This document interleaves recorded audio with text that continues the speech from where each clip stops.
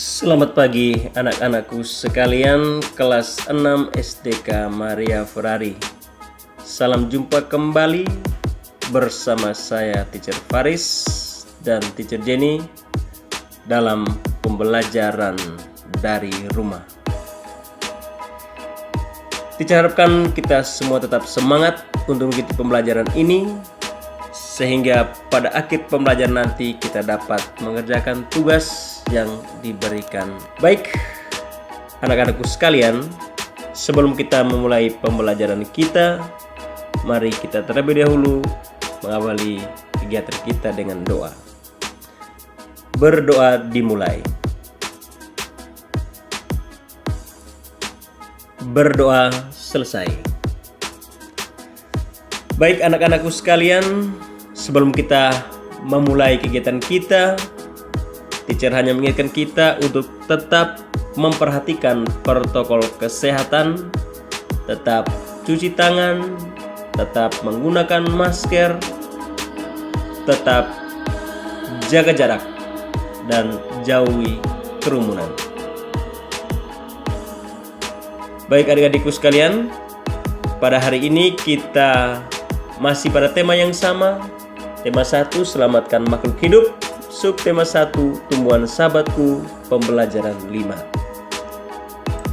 Tujuan pembelajaran yang akan kita capai setelah kita melakukan kegiatan pembelajaran hari ini, kita menjelaskan pengaruh kondisi geografis terhadap kehidupan sosial budaya.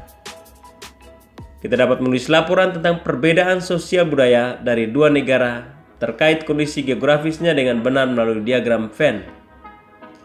Menjelaskan alat yang digunakan dalam membuat patung, dan terakhir membuat patung dengan menggunakan teknik tertentu.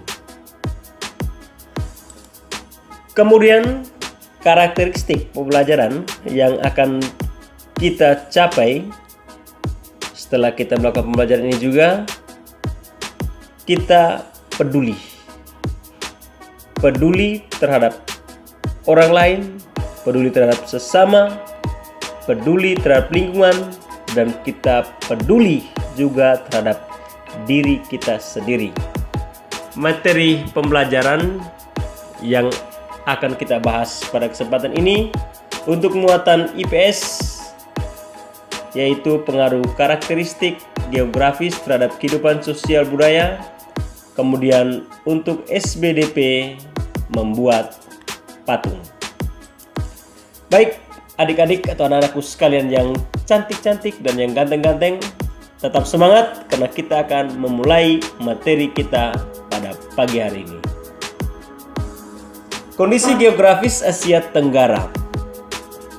Berdasarkan letak astronomisnya, Asia Tenggara terletak pada 28 derajat lintang utara sampai dengan 11 derajat lintang selatan dan 93 derajat sampai 141 derajat bujur timur. Kemudian letak astronomis tersebut menyebabkan sebagian negara di Asia Tenggara memiliki iklim tropis. Negara dengan iklim tropis memiliki dua musim, yaitu musim kemarau dan musim hujan. Hanya ada satu negara yang memiliki iklim subtropis, yaitu Myanmar, bagian utara. Nah, kondisi ini menyebabkan Myanmar memiliki 3 musim, yaitu musim panas, musim dingin, dan musim hujan. Kemudian iklim tropis sangat cocok bagi pertumbuhan tanaman, dalam hal ini tanaman pangan, dan tanaman pangan seperti padi. Iklim tropis juga menyebabkan negara di Asia didominasi oleh hutan hujan tropis. Ciri-ciri hutan hujan tropis yaitu jarak antara pohon rapat, memiliki daun lebat, hijau sepanjang tahun, dan jenis tumbuhan beraneka ragam. Baik adik-adikku sekalian, sekarang kita melihat kondisi geografis Asia Tenggara. Jadi sebagian besar kawasan Asia Tenggara juga memiliki wilayah laut yang luas. Sebagian besar negara di kawasan Asia Tenggara mengembangkan kegiatan perikanan tangkap. Selain itu untuk kegiatan transportasi, objek wisata dan kegiatan pertambangan minyak dan gas bumi. Lalu letak geografis Asia Tenggara berada di 3 perairan, yaitu Samudra Hindia dan Teluk Benggala di bagian barat, kemudian Laut Cina Selatan di utara, dan Samudra Pasifik di bagian tengah. Wilayah Asia Tenggara juga dibagi menjadi 2 dataran, antara lain dataran yang berbentuk semenanjung dan dataran yang berbentuk gugusan pulau. Kalau daratan yang berbentuk semenanjung, yaitu wilayah yang berbentuk semenanjung. Negara-negara yang wilayahnya berbentuk semenanjung itu adalah Myanmar, Thailand, Laos, Kamboja, Vietnam, dan wilayah Malaysia bagian barat. Lalu yang berikut daratan yang berbentuk gugusan pulau, yaitu wilayah yang berbentuk gugusan pulau. Negara-negaranya adalah Filipina, Indonesia, wilayah Malaysia bagian timur, Singapura, dan Brunei Darussalam. Lalu yang berikut kita lihat kondisi geografis negara-negara di Asia Tenggara dan pengaruhnya terhadap kehidupan sosial budaya masyarakat. Jadi kondisi geografis ini juga mempengaruhi kehidupan sosial budaya masyarakat setempat di negara itu. Yang pertama kita lihat negara Indonesia.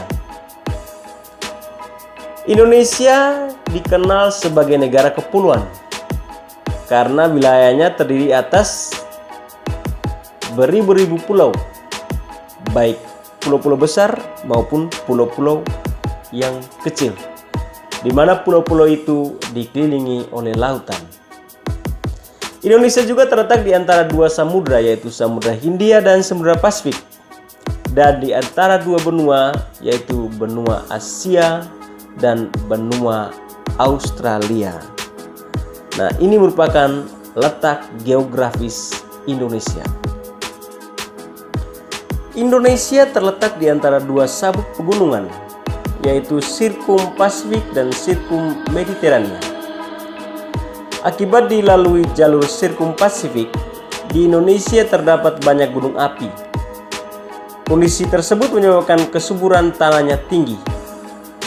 Selain memiliki perairan yang luas, negara Indonesia juga memiliki banyak sungai besar dan kecil, serta danau. Lalu dataran rendah yang luas di Indonesia dimanfaatkan sebagai lahan pertanian dan perkebunan yang menghasilkan padi, sayuran, dan karet. Potensi hutan Indonesia menghasilkan rotan dan kayu, yaitu kayu jati, yang dimanfaatkan sebagai bahan mebel. Ada pula getah yang dihasilkan oleh pohon karet. Perairan dimanfaatkan hasil lautnya seperti ikan, rumput laut, dan garam. Sedangkan pantai-pantai di Indonesia banyak dimanfaatkan sebagai tempat pariwisata.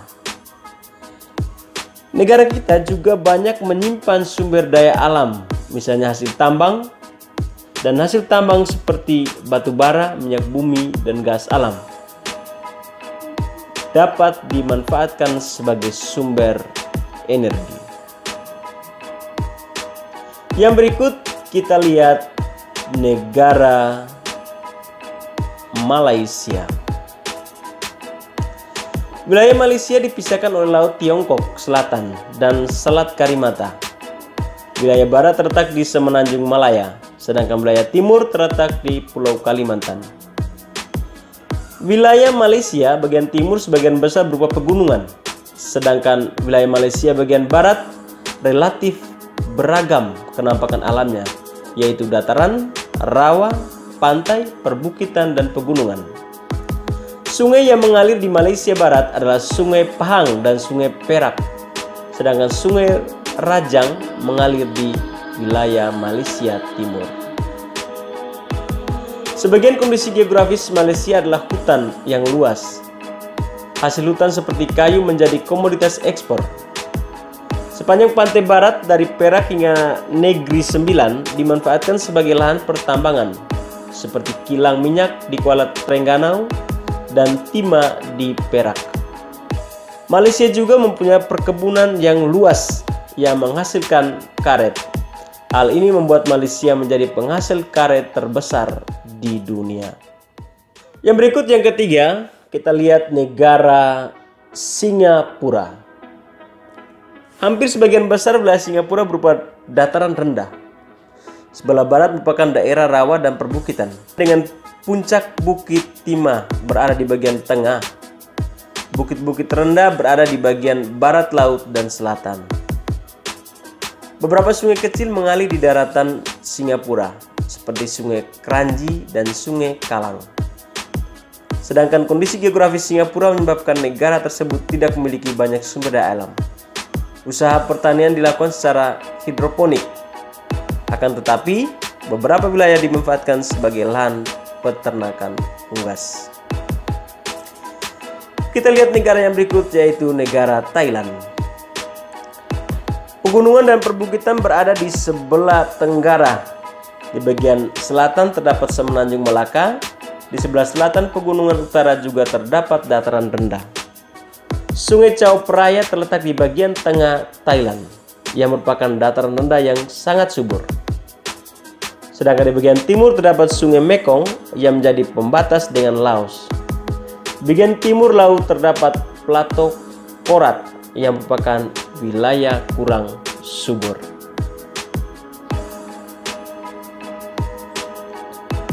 Kegiatan pertanian yang ada di Thailand banyak dilakukan di sepanjang Sungai Chao Phraya. Hasil pertanian terbesar adalah padi.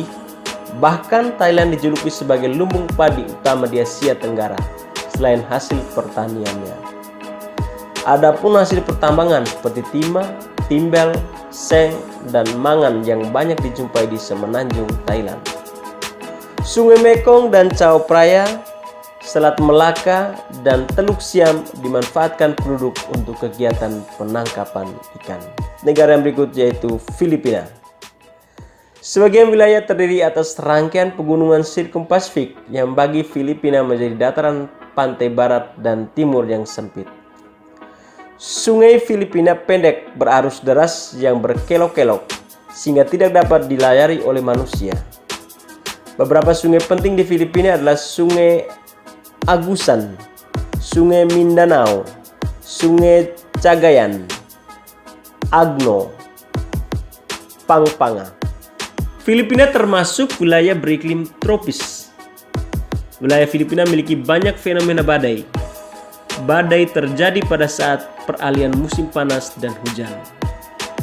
Badai yang terkenal adalah badai Baigos. Masyarakat Filipina memanfaatkan dataran rendah sebagai lahan pertanian dan perkebunan. Hasil pertaniannya antara lain jagung, padi, ketela pohon, tebu, dan tembakau. Hasil perkebunannya antara lain karet, kelapa, dan kayu merupakan komoditas ekspor terbesar di Filipina. Kondisi geografis di wilayah Luzon dimanfaatkan sebagai pertambangan emas. Yang berikut kita lihat negara Laos. Berdasarkan letak geografisnya, Laos terletak di semenanjung Indochina. Negara ini merupakan satu-satunya negara di kawasan Asia Tenggara yang tidak mempunyai wilayah perairan. Oleh karena itu, negara ini dijuluki The Landlocked Country. Secara umum, wilayah Laos bergunung-gunung dengan hutan hujan tropis yang lebat. Sebagian besar wilayah Laos merupakan dataran tinggi dan pegunungan Cordillera Annam di bagian utara. Dataran rendah hanya berada di bagian selatan dan barat daya. Sungai Mekong mengalir di wilayah barat daya sampai ke arah tenggara. Daerah sekitar Sungai Mekong adalah daerah tersubur sekaligus terpadat di Laos. Iklim Laos adalah tropis, cenderung hangat. Dataran rendah di Laos, di Vientiane yang ada di Laos, dimanfaatkan sebagai lahan pertanian padi, jagung, dan tembakau. Sumber perikanan Laos terpusat di Sungai Mekong yang menghasilkan ikan karper dan ikan perch. Yang berikut kita lihat negara Brunei Darussalam. Seluruh daratan Brunei Darussalam dikelilingi oleh wilayah Sarawak, Malaysia Timur. Wilayahnya memiliki dataran rendah dan pantai berawa di bagian barat dan perbukitan di bagian timur. Sungai terpanjang adalah Sungai Belait. Satu-satunya dataran tinggi yang dimiliki adalah Bukit Pagon dengan ketinggian sekitar 1850 meter di atas permukaan laut. Iklim Brunei Darussalam adalah iklim tropis. Kondisi iklim ini dipengaruhi oleh letak geografis yang dekat dengan garis khatulistiwa. Sebagian bentang alam Brunei Darussalam menyimpan minyak bumi dan gas alam yang menyumbang 40% pendapatan negara. Minyak bumi dan gas alam tersebar di wilayah Miri dan Kuala Belair. Dataran rendah di wilayah Brunei Darussalam dimanfaatkan penduduk sebagai lahan pertanian yang menghasilkan padi, kelapa, lada, dan buah-buahan. Negara yang berikut adalah negara Myanmar. Keadaan alam Myanmar berupa dataran rendah hingga pegunungan. Pegunungan di bagian barat Myanmar adalah pegunungan Arakan. Dataran rendahnya merupakan bagian dari delta Sungai Irrawaddy Sitang di bagian tengah. Di bagian selatan, pesisir pantai berupa pantai berbatu karang. Beberapa wilayah di Myanmar menghasilkan sumber daya alam yang beragam, seperti lembah Sungai Sitang menghasilkan tembakau, Plato San menghasilkan teh, dan sayuran banyak dihasilkan di pantai Arakan Yoma. Wilayah Tenasserim dimanfaatkan untuk wilayah pertambangan yang menghasilkan timah. Negara yang berikut adalah negara Vietnam. Keadaan alam Vietnam bervariasi, antara lain terdiri atas bukit, gunung, hutan lebat, dan dataran rendah. Di sebelah tenggara terdapat dataran tinggi Yunnan dan dataran tinggi Annam. Delta Sungai Merah berada di sebelah utara. Kota Ho Chi Minh yang berada di dataran rendah menjadi pusat industri utama di Vietnam. Industri yang berkembang di Vietnam antara lain industri pengolahan makanan, penggilingan padi, dan tekstil. Sebagian dataran rendah dimanfaatkan sebagai lahan pertanian yang menghasilkan buah, sayuran, ubi jalar, dan kopi. Hutan utama di Vietnam menghasilkan kayu jati dan rotan sebagai bahan baku mebel. Yang berikut negara Kamboja. Sebagian besar wilayah Kamboja merupakan dataran rendah yang tinggi yang bergelombang di bagian timur. Di bagian barat laut terdapat dataran Latustrin. Dataran ini terbentuk akibat banjir di sekitar Danau Tonle Sap. Sungai Mekong adalah sungai terbesar yang melewati negara Kamboja. Kamboja memiliki Danau Tonle Sap yang merupakan penghasil ikan tawar utama di kawasan Asia Tenggara. Sungai Mekong dan Danau Tonle Sap sangat subur sehingga dimanfaatkan penduduk untuk pertanian padi, umbi-umbian, jagung, dan buncis. Ada pula hasil perkebunan seperti tembakau dan karet. Negara yang terakhir adalah Timor Leste. Sebagian besar wilayah Timor Leste berupa pegunungan. Daerah pegunungan terutama terdapat di daerah utara. Puncak tertinggi dari rangkaian pegunungan di Timor Leste adalah di bagian pedalaman. Daerah sebelah selatan berupa delta, sungai, dan rawa. Timor Leste juga memiliki daerah perbukitan. Daerah ini ditumbuhi semak dan pohon eukaliptus. Kualitas tanah di Timor Leste pun sangat bervariasi. Di beberapa tempat terdapat tanah yang steril dan berkualitas baik, sehingga dapat ditanami jagung, beras, tebu, tembakau, kapas, rempah-rempah, buah-buahan, dan sayuran tropis. Timor Leste juga banyak menyimpan sumber daya alam, misalnya hasil tambang. Hasil tambang dapat dimanfaatkan sebagai sumber energi. Timor Leste beriklim tropis.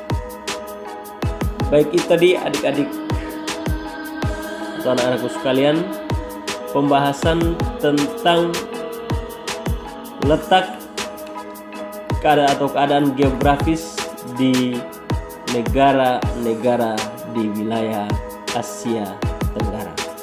Nah, anak-anak, kondisi geografis negara-negara di Asia Tenggara memberikan banyak pengaruh terhadap kehidupan sosial budaya masyarakat. Seperti yang sudah Teacher Faris jelaskan tadi,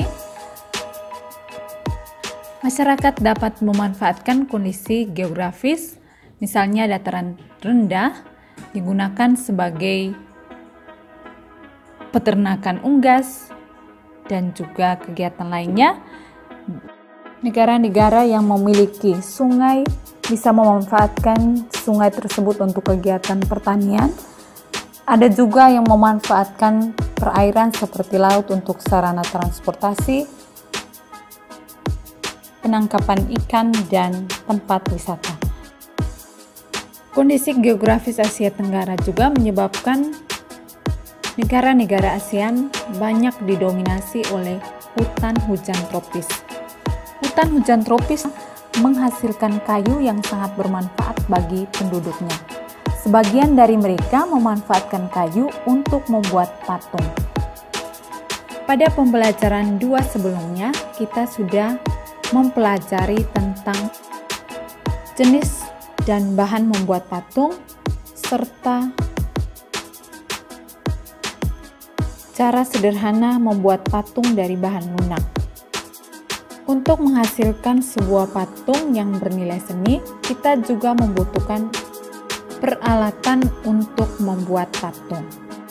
Untuk membuat patung dari bahan lunak, kita memerlukan beberapa alat. Yang pertama, butsir atau sudip. Contoh butsir atau sudip dapat dilihat pada gambar seperti ini. Alat ini terbuat dari kayu dan kawat untuk membuat patung dari bahan lunak. Yang berikut adalah meja putar. Meja putar merupakan meja yang dapat diputar untuk mencetak patung, berfungsi untuk memudahkan dalam mengontrol bentuk dari berbagai arah. Biasanya digunakan pada patung dari tanah liat. Alat yang berikut adalah cetakan. Cetakan merupakan alat yang digunakan untuk mencetak patung dari bahan lunak dan bahan cair. Nah, anak-anak, coba perhatikan gambar cetakan yang teacher sajikan. Peralatan yang berikut adalah senduk adonan. Senduk adonan adalah alat yang digunakan untuk mengambil adonan dan menempelkan pada kerangka patung. Bentuk senduk adonan dapat dilihat pada gambar yang disajikan. Dalam membuat patung dari bahan semi lunak dan bahan keras, diperlukan juga peralatan. Alat-alat yang digunakan adalah yang pertama pahat. Pahat merupakan alat yang digunakan untuk membentuk bahan menjadi patung. Bahan yang biasanya menggunakan pahat yaitu patung kayu, batu, besi, atau kaca. Yang kedua adalah palu. Palu merupakan alat pelengkap pahat. Palu memberikan tekanan pada pahat sehingga dapat membentuk patung. Jadi anak-anak, jika tidak ada palu, pahat tidak dapat digunakan untuk membentuk bahan menjadi patung, ataupun sebaliknya. Peralatan yang ketiga adalah amplas. Amplas berfungsi membuat permukaan benda yang kasar menjadi lebih halus dengan cara menggosokkan permukaan kasarnya ke permukaan suatu bahan atau benda. Contoh kertas amplas dapat dilihat pada gambar yang teacher sajikan. Nah, anak-anak, itulah alat-alat yang digunakan dalam membuat patung dari bahan lunak, semi lunak, dan bahan keras. Dengan adanya alat-alat tersebut, dapat mendukung pengerjaan sebuah karya seni, yaitu patung, sehingga memberikan hasil yang memiliki nilai jual yang tinggi dan bisa dinikmati oleh siapa saja. Nah, anak-anakku sekalian, teacher berharap semoga dalam membuat patung, anak-anak juga perlu memperhatikan dan menggunakan alat-alat yang sudah teacher sampaikan pada kegiatan pembelajaran ini, sehingga patung yang anak-anak hasilkan menjadi lebih indah dan memiliki nilai estetika yang tinggi. Baik, anak-anakku sekalian yang cantik-cantik dan ganteng-ganteng, itulah kegiatan pelajaran kita hari ini. Semoga dengan kegiatan pelajaran kita pada hari ini, kalian dapat melakukan sesuatu dan dapat mengerjakan soal-soal yang diberikan nanti. Sampai jumpa untuk kegiatan pelajaran kita berikutnya.